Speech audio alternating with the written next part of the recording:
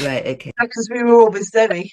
Streaming. We're now streaming. Hello, everybody out there in the big mad world. I think it's time to admit people. I think. Hello, everyone. It's PMO HotHouse. Hope you're okay. We're back for another session. It feels like ages ago because we had a really early one last month and it all went drastically wrong technically. We had a few problems, but hopefully people are okay this time. And thanks for joining us both here in the House of PMO audience, but also out there on LinkedIn, YouTube, and all those other good places. So hopefully, if you're interested in PMO, you're going to join us, and we're going to get kicked off with.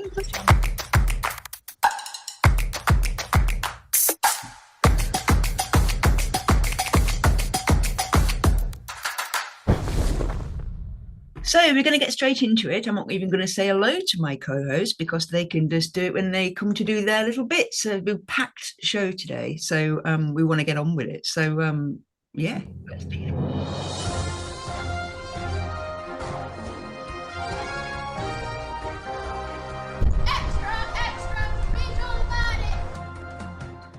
It is extra, and it's over to you, John. How are you? You okay? Hey, how you doing? Yes. It's been a busy month for news this month, so I shall rattle through the big ticket items for you. So if you dive straight in, first ones I've got for you are two brand new publications from the UK.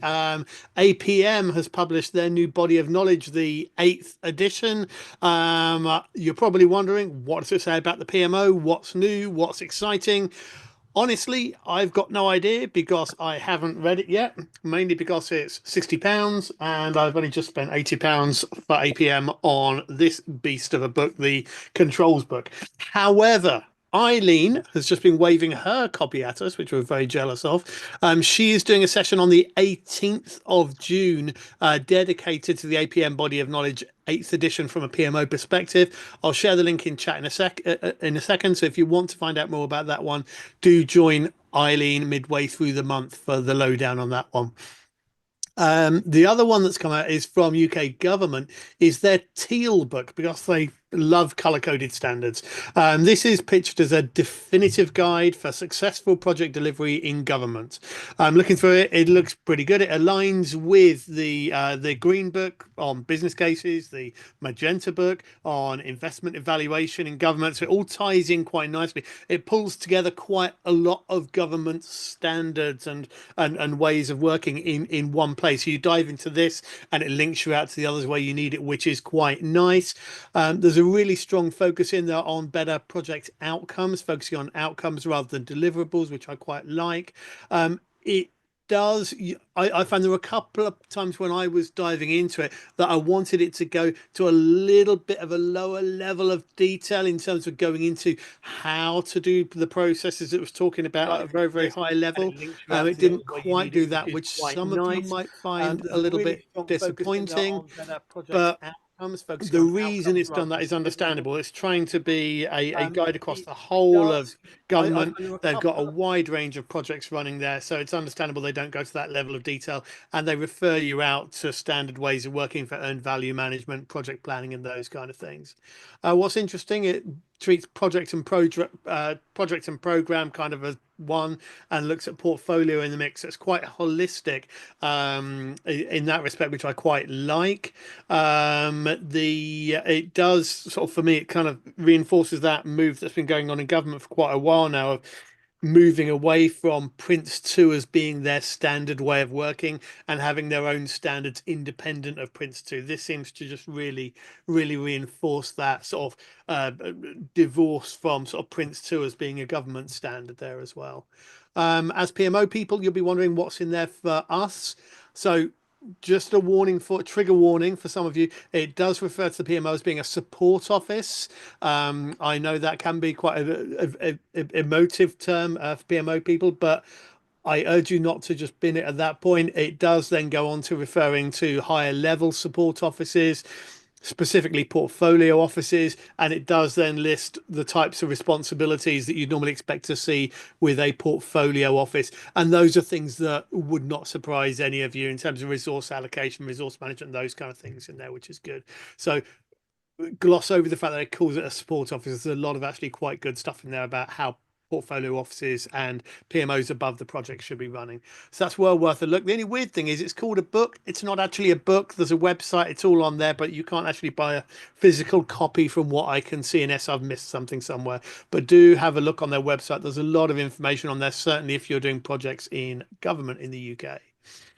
Okay, away from the UK stuff over to the US, we've got PMI. They've announced they're opening the doors for review on their new standard for project management.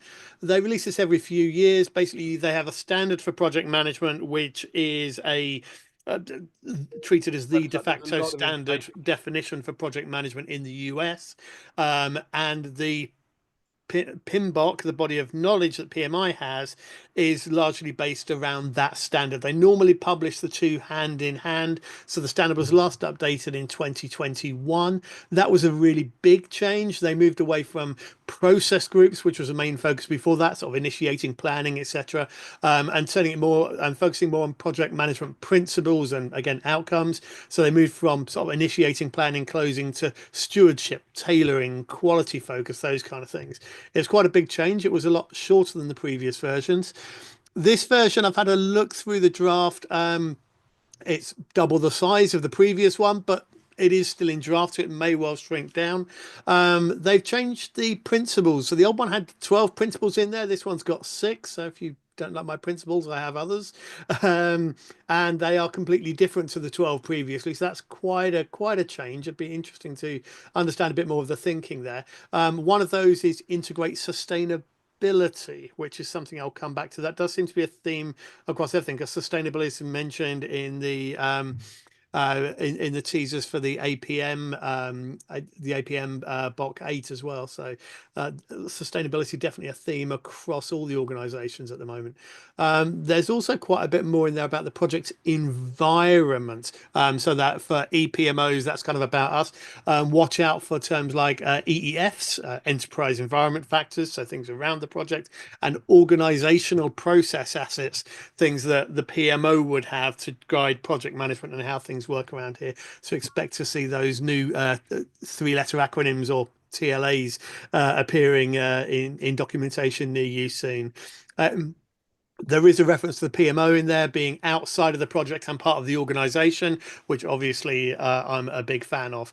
There's also quite a bit in there about delivery approaches, predictive versus adaptive, or waterfall and agile, to use a different way of putting it. So there's quite a lot in there. If you're a PMI member, you can look at that draft now. You can add your comments to it. If you do comment on it, then your name will probably get a mention in the final version when it comes out as a reviewer and contributor to that. So do go and have a look. It is quite an important document, particularly for those who are in organizations influenced by PMI or anyone in the US.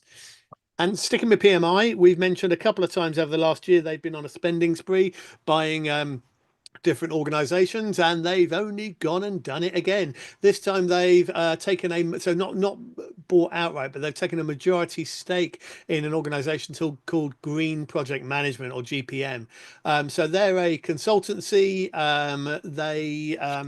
They're a consultancy in themselves, but they also do a lot of standards and a certification program for green projects. They have their own various methodologies and models that you can sort of are teased on their website, but then you have to contact them to request more information, and that's where the kind of consultancy sort of side of it kicks in. I think PMI buying them, they do have a certification as part of GPM, so I suspect that certification will become part of the PMI certifications very, very shortly. And they've got a number of models that may become more visible now they've come into the PMI space. So they've got an organizational sustainability excellence model, or SEM. They've got PSM3, which is a sustainability model for projects, programs, portfolios, as you'd imagine. And there's their model for certifying projects based on their sustainability practices, GPM 360. So do keep an eye out to him. More, I suspect more will come out of that one as PMI start to sweat the value out of that stake they've taken in that. And also, again, that ties into the fact that I think they've emphasized in their principles sustainability in project management as well. So that's probably going to be a hot topic in for a while to come, I think. And the last one I've got on the news today for you is a report from Deloitte. So this is their Chief Transformation Officer study 2025. The last one they did was a couple of years ago. For those of you involved in major transformations, it is well worth a read. A few sort of key things that are coming out here. Firstly, it's really reaffirming that transformation is not the one-off thing that we hope we were doing a transformation back in 1999 to get through Y2K stuff. Well, we're 2025 now, and the world of transformation is showing no sign of slowing down. And we have CTOs in place in organizations now. What we're also seeing as part of this report is actually 3 times more financial capital budgeted for transformation programs. This is since the last time they did this study with CTOs, which was a couple of years ago. So that's quite a big change in investment there. Half team resources dedicated to transformation in organizations. So a lot of this idea of continuously transforming things going on. In terms of what transformation programs look like, you can see on the slide, for those of you can see that there, technology modernization. So continuously refreshing technology is a big one there. No sooner have we got rid of our old legacy systems and made everything API and web focused. We've now got the challenge of AIing everything. So technology modernization, very, very hot there as well. Process improvements and everything. What's gone down since the last one? Talent relocation and hybrid working arrangements have gone right down, mainly because most organizations have done that piece of work because they were forced to do it with COVID. So they've got those ways of working now that are largely working for them, and they all seem to have kind of settled into ways of working that work for them now. If you do go and look at this one and download it, there is a bit in there as well about the key challenges that CTOs are reporting with their projects. Mainly a lack of clarity on the North Star for their programs is a big challenge in a lot of cases. Unrealistic time horizons for return on investment is a common one. And then the usual things that we'd recognize: lack of resources with bandwidth, lack of resources with the right skills, change management communication. So the same kind of things that you would expect cropping up time and time again are challenges.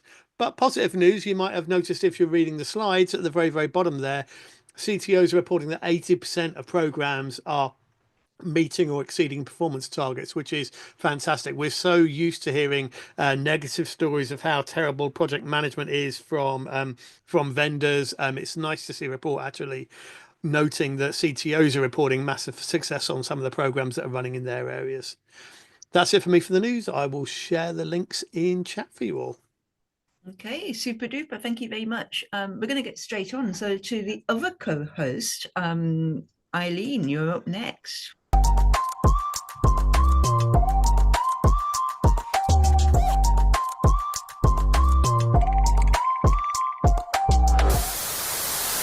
So you're out and about. I am indeed. I can't see myself because I'm just, I think my camera's on, but I think we can all just still see John. But there we go. I'll remove the spotlight and I can see me. There we go. Yes, we were out and about last night in sunny Scotland, and it was absolutely sunny, wasn't it, Alan? It was absolutely beautiful. We were in the Computershare, and I think you can just see in the top left photograph, fantastic views we had. But anyway, it wasn't there to go and just see the scenery much as that's worth a visit. We did our first PMO flash mob up there for far too long, and it was great because we had about 40 people there, which is back to kind of the good old days, and we had a really good interactive session, and lots of people want us back to go and do it again. But what was really interesting was the subject area, which is a subject close to my heart. Is about, I think we all set ourselves too high a standard by trying to implement best practice rather than thinking actually what we need to implement is good practice based on best practice that works for our organization. And it was quite interesting last night to get into some of those kind of conversations where if you lower the bar to something a little bit more pragmatic, the whole change in mindset and approach changed with it. So we had a really good session, and Lindsay's going to have all of that written up and out to share next week, hopefully. Yeah, no, absolutely. Better get on with it, don't I? So yeah, so we'll carry on then. So today's before we've not had this news session for a while, but before we do that, let's just have a little.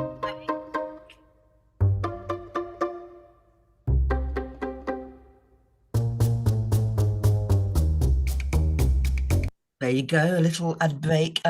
Just let you know that the PMO conference that's just coming up, massive celebrations over 3 days, loads going on.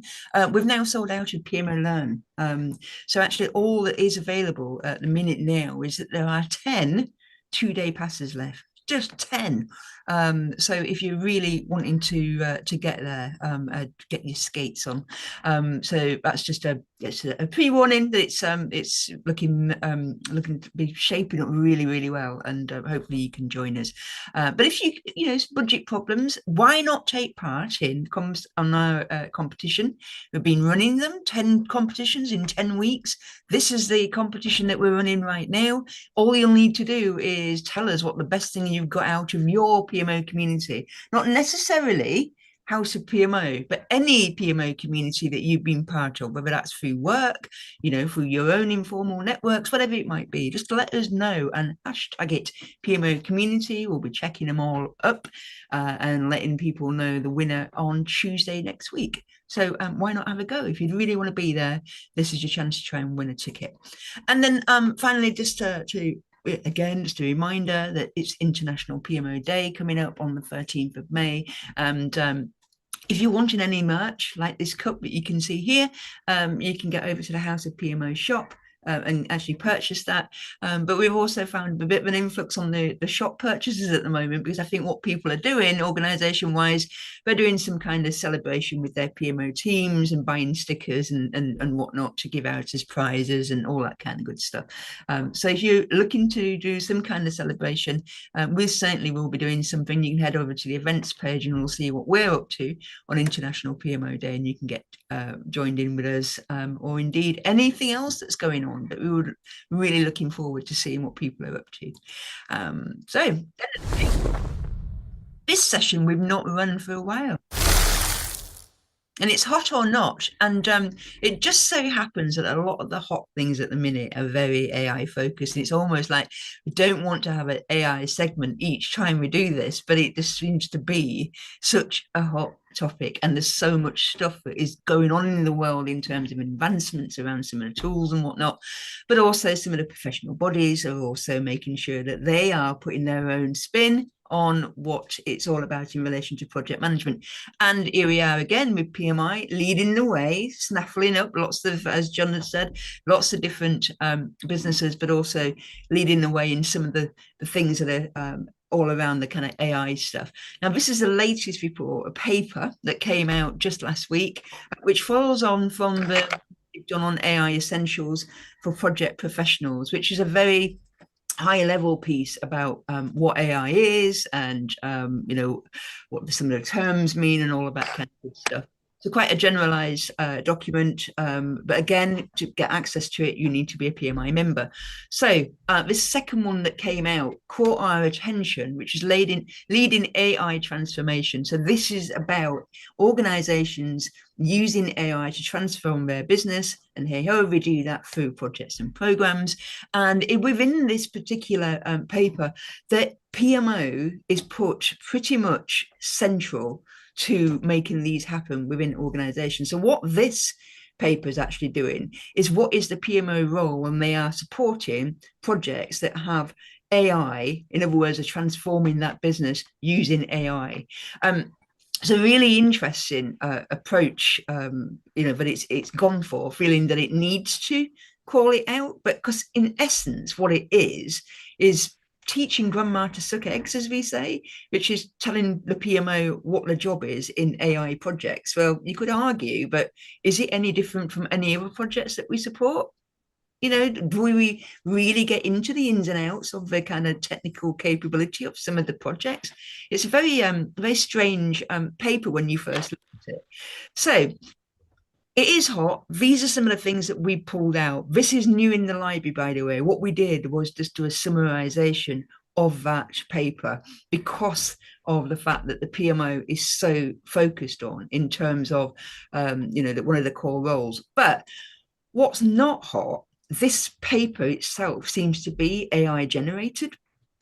There are a lot of telltale signs. I think when you start to use AI, you get used to seeing what some of the stuff comes out of the generative AI tools like ChatGPT. You kind of get a feel for whether this might be AI generated, and it definitely has this feel.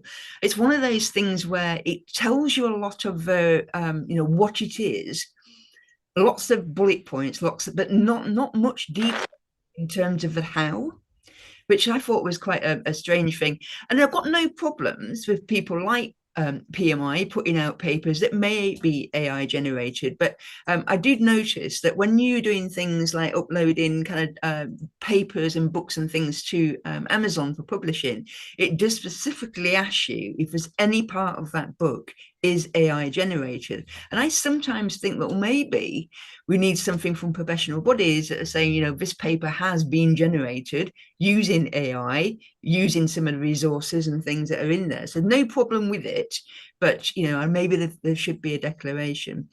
So it is very checklisty. It's very bullet pointed, it's interesting, how it's laid out. It tells you a lot in terms of what needs to happen, but not in the how, which does tend to be some of the outputs that you get from AI.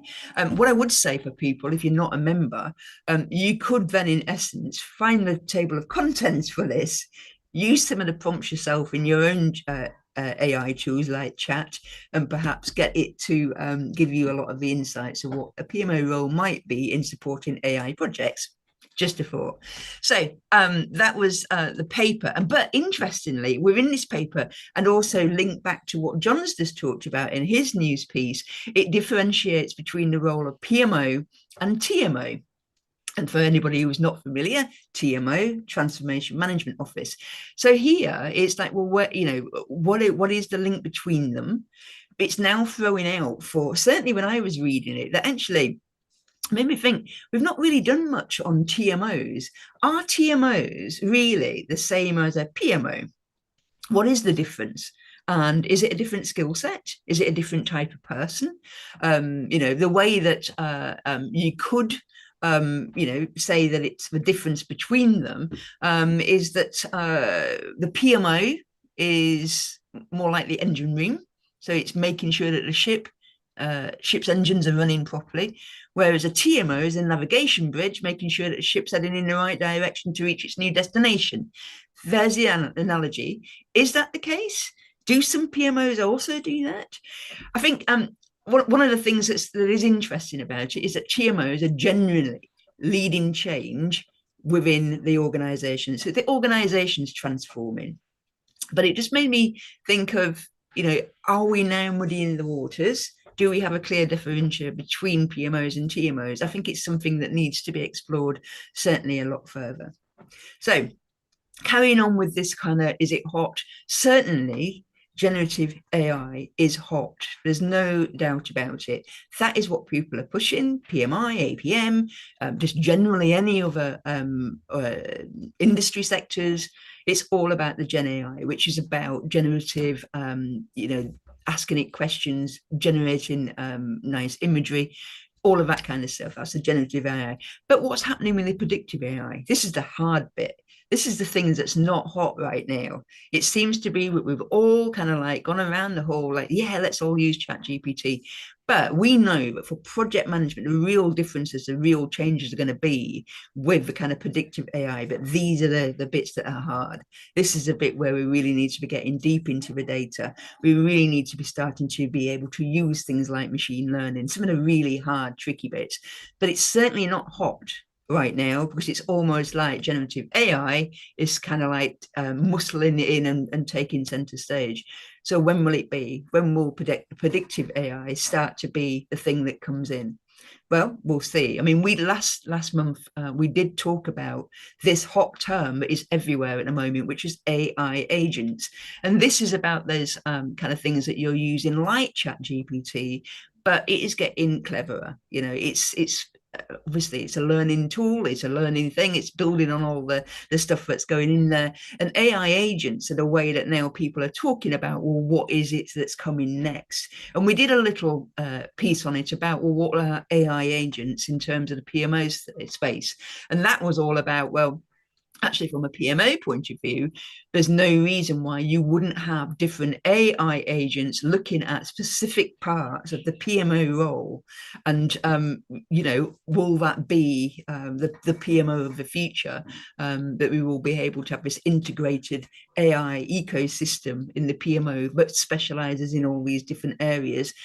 They have their specialisms, but they're also interconnected or chained in some way. So there's a lot going on. It's certainly hot, but what's not hot is that for many of us, is trying to keep up with all of this kind of stuff, because it's fast paced, it's moving quickly, and getting to understand what are some of these key basic terms really, really difficult. Where do you go for this kind of help? Which leads me on to one of the hot things right now, and it's literally just come out in the last few weeks, is that there is something that people can do at a very basic level to understand this stuff. And I think certainly from a PMO point of view, here is potentially something, and it is it's artificial intelligence practitioner. It is a course that does give you a certification, but it is all online. And it's accredited by APMG, or also accredit the House of PMO stuff. So we got into this and having a look at it, and you can just see there on that image there at the bottom, some of the core areas. This is what we kind of need to be getting to, is the understanding what are people talking about when they talk about things like AI agent, when they talk about predictive analytics, and this, what is it that people are actually doing? This is not a bad way to get started, because what's not hot is that this stuff's changing all the time. So it's not a place where you can just go once and read this stuff. It's got to be made sure that it's up to date. Even when I look at some of the stuff that PMI have put out, good stuff, but already ChatGPT has moved on to its next level. So does that get updated? Where are we? What's the most frequent, where is the right kind of place to go? And again, with the artificial intelligence practitioner, you buy it on a yearly basis, so it's getting updated. So yeah, there's something to check out, and you can have a look at that at APMG. So there's hot and not all around this kind of AI space. Really exciting, really interesting stuff.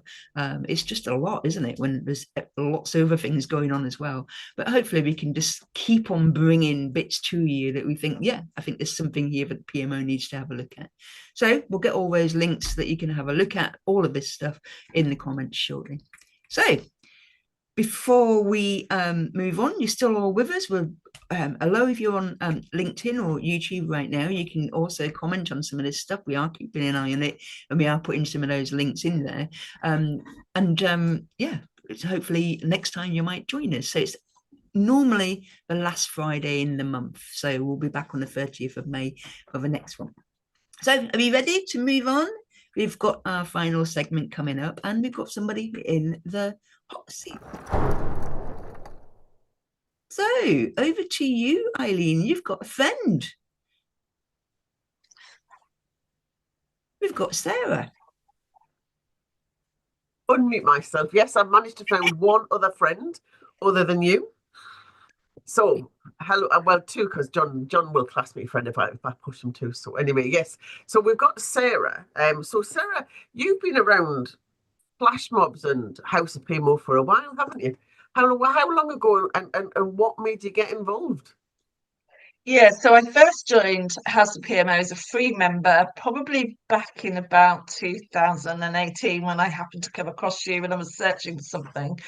And then in 2022, I got my first job as head of PMO in an organisation where there was me and 4 project managers, and I thought, do you know what, I'm going to need some real support in putting this all together.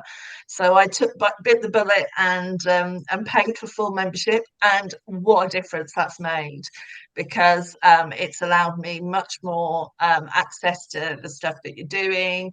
I'm regularly coming here to find out what's going on. I love John's bits. I always end up with all the links, and I have a web browser with just so many different pages, and thinking I need to sit and read all of these. So yeah, it's been really good, and just finding a community of people that do the same thing that I do day in, day out. And being able to compare notes. It's been great experience, and one I'm really pleased I took the bullet. So one of the things that we've got you on to talk about is the fact that you signed up to play with a PMO. I say play, obviously that's a technical term. The PMO Service Catalogue project. Why did you sign up for that project?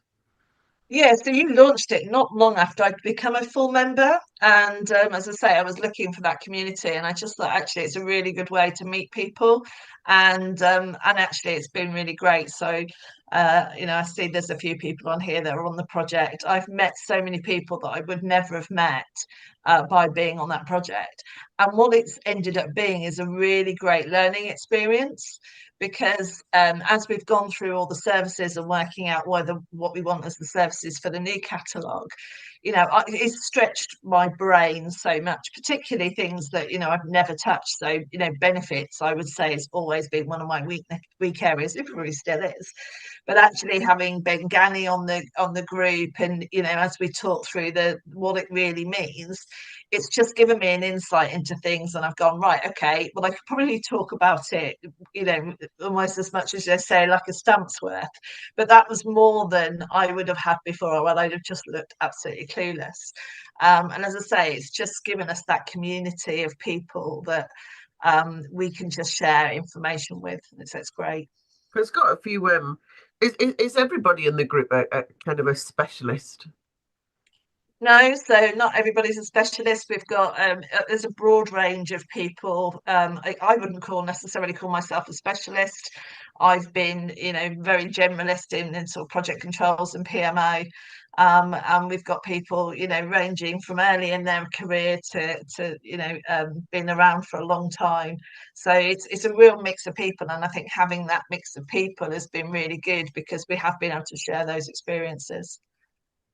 And sometimes asking the stupid question, I think that's always not the stupid question, but what people think is the stupid question, because, it's those questions that make us realize that we assume so much when we know these things. So people asking those questions and being able to make us think has been really positive.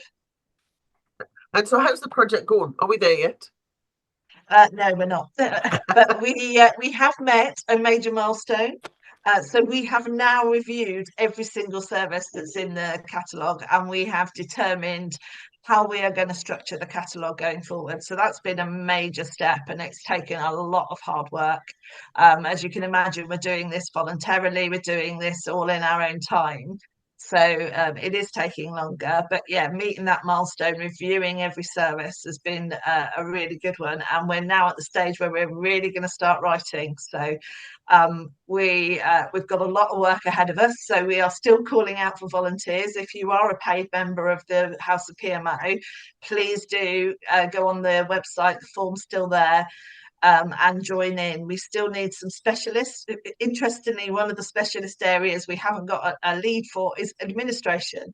So if you are a PMO administrator and you're a paid member, please come and help us, because as Eileen says, as we go up the ladder, we forget how important that administration is. And it's a real vital part. And we want someone that really knows what they're doing, and not us that think we might know what we're doing at that stage. Excellent. And so just a last thing, curious, because I know you've recently found you've moved roles, which I think is just this week you've used it. And just one of the things we often get asked about is kind of where the jobs market are. So I'm just curious, how did you find the jobs market?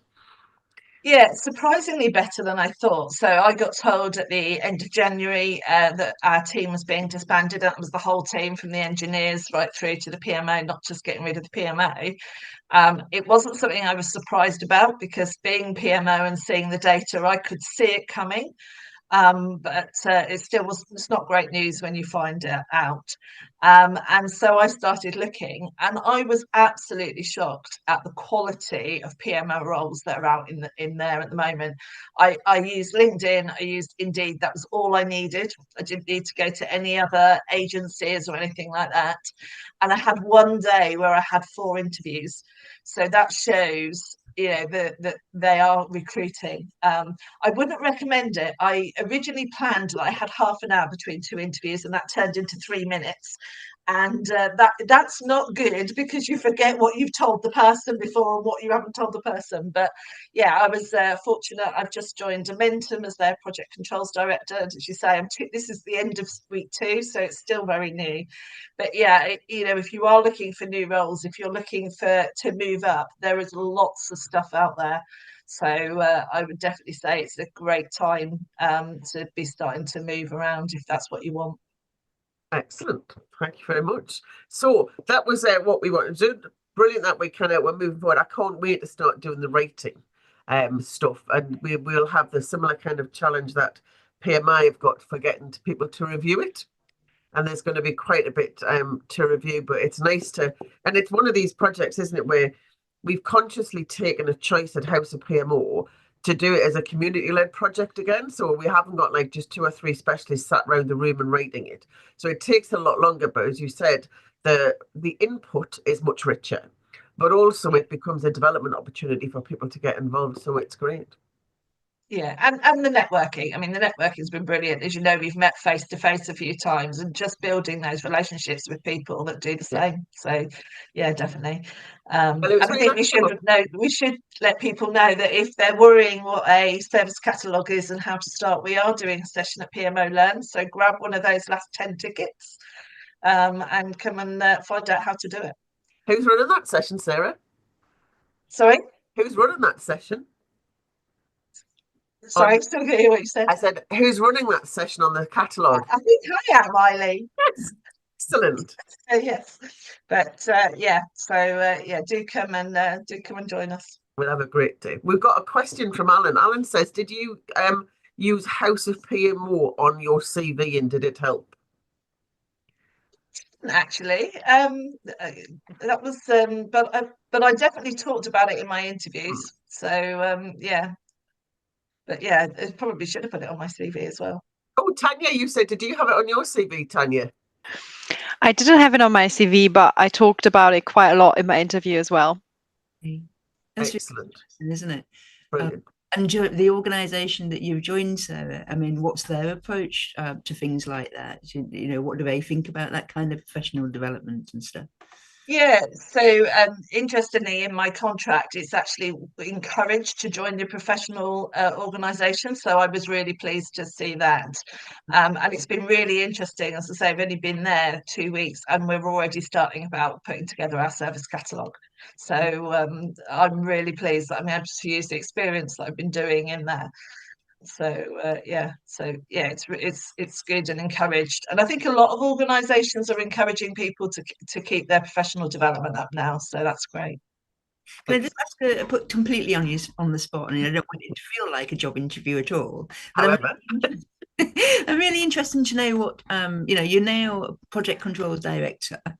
What's your plan? What do you see yourself doing now? Like within, you know, what do you want to achieve and all of that kind of stuff?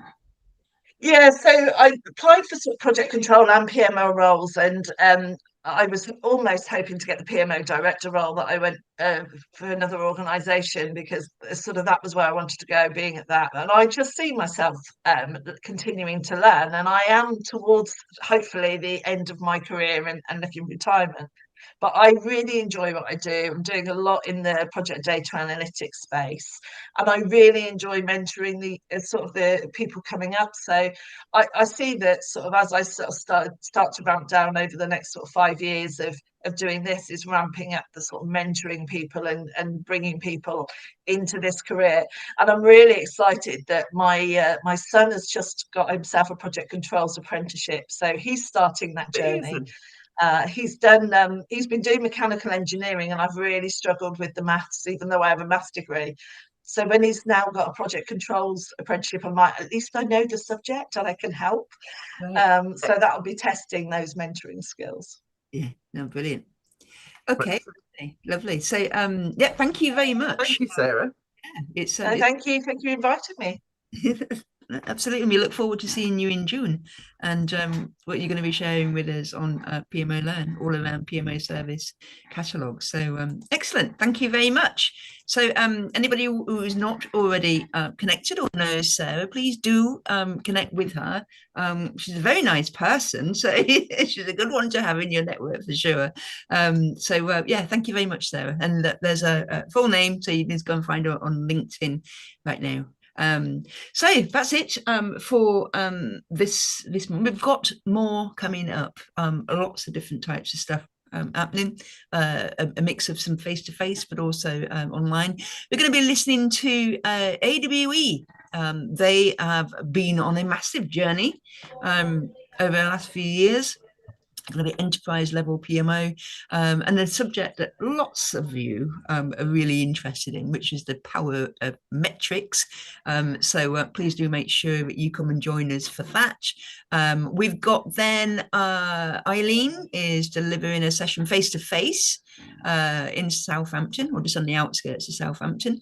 That's going to be a roundtable discussion group. We've been doing a few of those, and we've got some papers coming out shortly with some of the other ones that we've done. So really interesting subject. Again, another popular one. These were selected. This subject was selected by people who had been to the first South Coast event that we'd had, and it was about demonstrating the value of the PMO. So there's going to be some interesting stuff comes out of that. PMO Canvas, an interesting one. It's certainly going to be something that Eileen's going to be able to take you through. It's just something that occurred to us at the beginning of this year when we went away on our planning session, is why do we not have a PMO canvas? So if you're intrigued, make sure you sign up for that one. And of course, it's International PMO Day as well. So that is it. John, any final words before off you pop? No, there's a lot of only so in the background I've been clicking on links and I've been signing up for sessions, so looking forward to the PMO Canvas session, and of course looking forward to Eileen's session mid-month where I can learn all about the APM book. Sorry. Absolutely. And you, Eileen, anything? I want people to start telling us what they're going to be doing on International PMO Day. I know we've got some kind of bits in the running. The shop's been selling stuff for us, but I think it's time. It's less than a month away, so we should be start talking about what we're going to do and sharing that, so we can all get excited. Part of the build-up is half the fun, isn't it? Yeah, well, I'm certainly going to be going and popping into somebody's virtual PMO away day type thing. You're actually going and doing one. I'm going to do face-to-face again, definitely mine. It's just so amazing to get out and kind of seeing people, and just the interaction is so different. And I think we at the flash mob last night, it was people are starting to remember how good face-to-face is, and I think they want more of it. So we're definitely going to be doing some more of that. But yes, no, I get to drop in face-to-face, and then we've got an online session in the afternoon we're going to be doing as well. Yeah, super. And if you'd like to see any face-to-faces in your neck of the woods, your hometown, we do want to know about that. And certainly if you make it easy, if you can host it in some way, we can certainly make these things happen. So please do have a think about that. And yeah, hopefully we'll be with you in your place soon. So that's it for now. Hopefully you've had a good April. May is just around the corner. Oh gosh, where is this year going? So that's it for now. Take care, keep on PMOing, and we'll see you soon. Thanks, Bye. everyone. See you next time. Thank you.